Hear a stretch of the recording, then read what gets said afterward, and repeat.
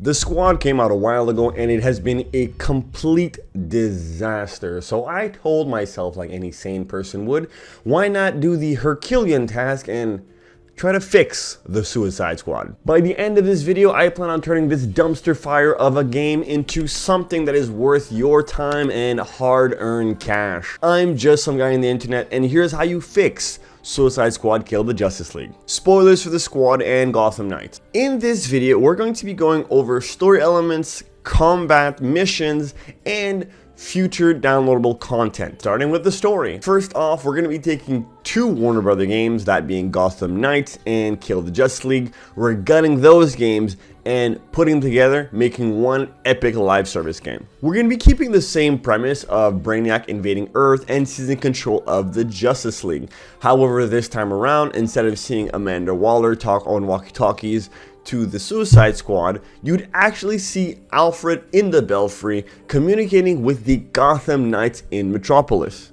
Alfred will be debriefing the Knights and explain to them that their new mission and top priority is to save the Justice League. And that's where we get our title, Gotham Knights Save the Justice League. Yes, I know it's a very big departure, but hey, what are you gonna do?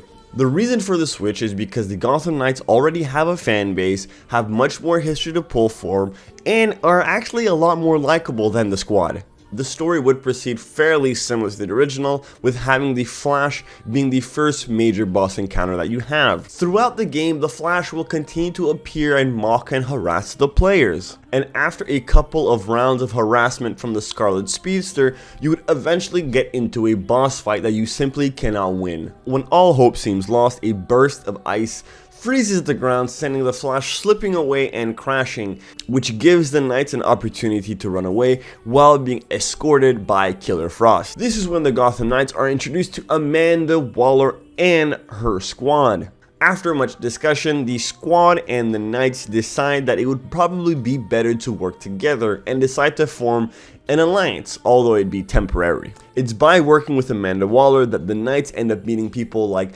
Penguin and Toymaker, which will fill the roles of NPCs for any weapon merchants and possible upgrades in the future. After being geared up by the most unlikely of allies, the Knights finally decide to take the fight back to the Flash. After a long fought battle with the Scarlet Speedster, the Knights manage to take out the Flash and keep him alive. As soon as the fight is over, Amanda Waller insists that you bring the Flash back to her headquarters, but thankfully Barry Allen wakes up right in the nick of time, lets you know that is a secret base under the Hall of Justice, and you guys bring him over there. After bringing the Flash back to the Hall of Justice, you let Alfred know that the Flash is back but is in need of some medical assistance, and that is when Alfred lets you know that he will be on his way to the Hall of Justice with backup. The story would proceed as normal once again, where you would encounter other League members and are forced to fight them, thankfully each time defeating them and bringing them back to the Hall of Justice. After a couple of missions go by, Alfred lets you know that he's made it to the Hall of Justice and Flash has awakened. Upon your arrival in the Hall of Justice, the Flash lets you know that he has awoken, however he feels like his connection to the Speed Force has been greatly weakened. We also see Alfred there accompanied by Duke, who was the person who escorted him from Gotham all the way to Metropolis. As you beat and save other League members, they all go through the same thing of waking up and not having access to their full power set. After freeing our final League member Batman, we would finally join with the Squad to take the battle to Brainiac himself. However, this time around, instead of fighting a purple colored Flash, you'd be fighting a vanilla formed Brainiac, the one that we see in all the trailers. After a long fought fight with the most unlikely of allies, you finally manage to take down Brainiac and free Metropolis. However, it is at this point that Amanda Waller lets you know that there are 12 more Brainiacs, all in different dimensions, wreaking havoc, and are eventually going to be coming to ours. And this is where it would lead you to Endgame. Instead of having 12 different versions of Metropolis, you'd be going to completely different cities in their entirety, such as Gotham and even Central City. But we're gonna keep that for the gameplay portion. Speaking of gameplay, let's talk gameplay mechanics. This is where we're gonna be taking the biggest departure from the Squad, because we're going from a third-person shooter to a action-focused melee combat. We're taking the combat system from Gotham Knights and putting it in the Suicide Squad. The reason behind the switch is because I feel like having a melee-focused game allows the characters to move and feel way more different than when you're playing with guns. Not to mention having a counter/dodge system will keep the player much more engaged than simply holding down sights and then spraying and praying as much as you can.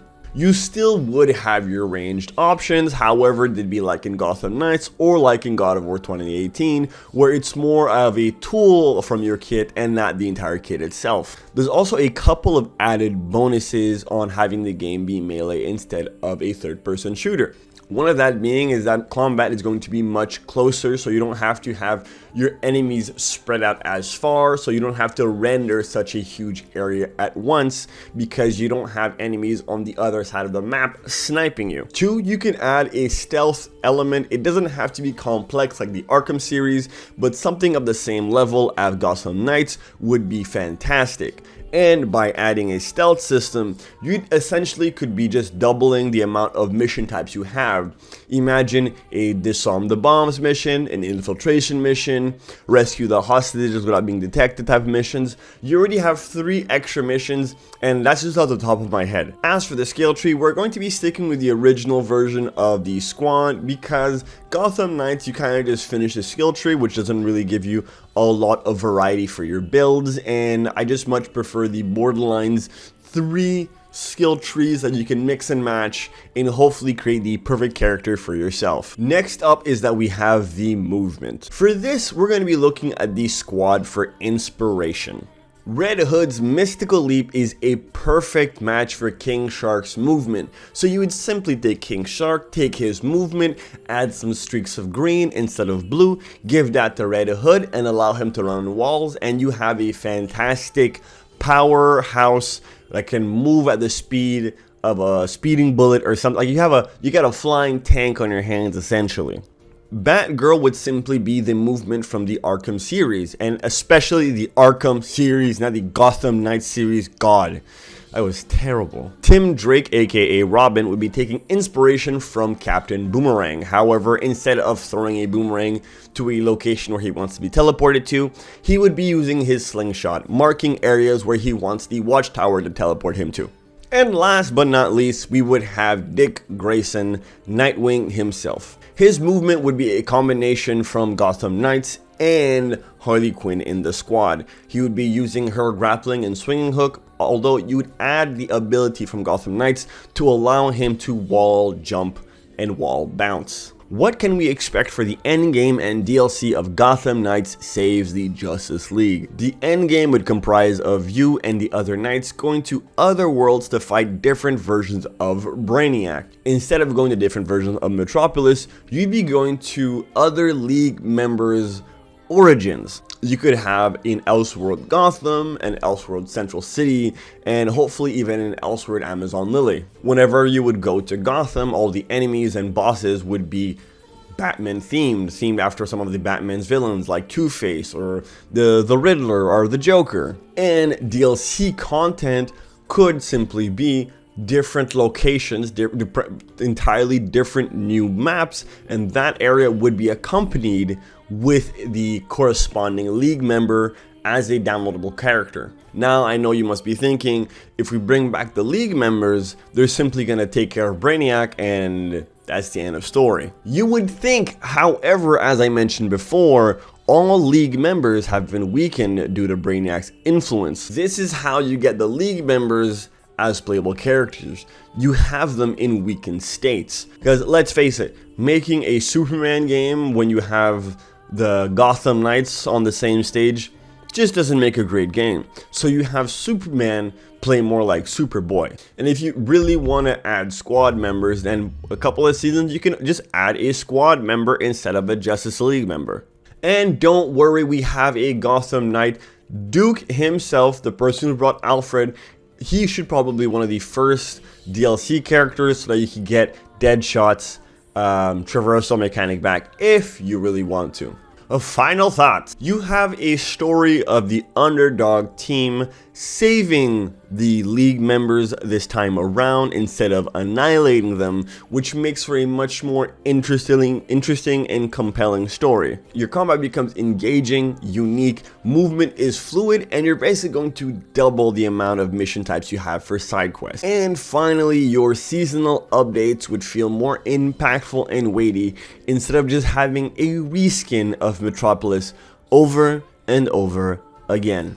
In short, you can fix the squad by making an entirely different game. I'm just some guy on the internet, and this was my pitch for Gotham Knights Saves the Justice League. Thank you for making it to the end of the video. If you did, might as well hit that like button, share, subscribe. And if you don't want to, well, remember, at the end of the day, I'm just some guy on the internet, and I'll see you guys next time. If you want to see more of my face, be sure to hit the video you see on screen right now.